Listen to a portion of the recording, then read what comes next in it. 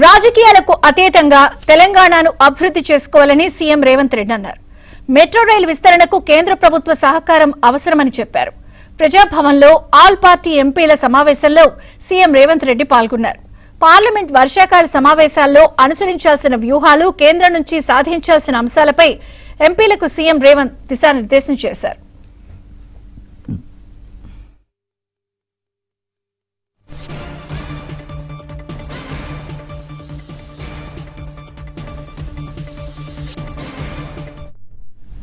Triple R భూసేకరణ కొలిక్కొచ్చిందని, కేంద్రం నుంచి నిధులు తెచ్చుకుని దాన్ని పూర్తి చేయాలని సీఎం రేవంత్ రెడ్డి అన్నారు. తుమ్మిడిహట్టి పోర్టు కనెక్టివిటీ రోడ్డుకు అనుమతులు సాధించాలన్నారు. బుల్లెట్ ట్రైన్ ఆదిలాబాద్, వరంగల్ విమానాశ్రయాలు త్వరగా పూర్తి చేసుకోవాలన్నారు. గోదావరి, కావేరీ అనుసంధానంతో తెలంగాణకి ప్రయోజనం కలుగుతుందని తెలిపారు.